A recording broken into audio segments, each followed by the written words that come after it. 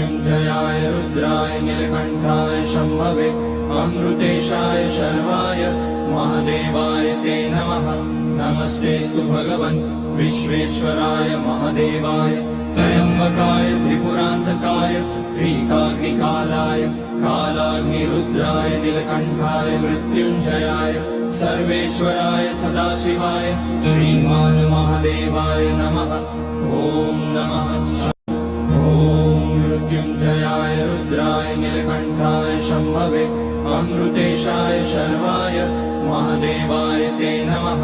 नमस्तेस्तु भगवन् विश्वेश्वराय महादेवाय त्र्यम्बकाय त्रिपुरान्तकाय त्रिकाग्निकालाय कालाग्निरुद्राय नीलकण्ठाय मृत्युञ्जयाय सर्वेश्वराय सदाशिवाय श्रीमान् महादेवाय नमः।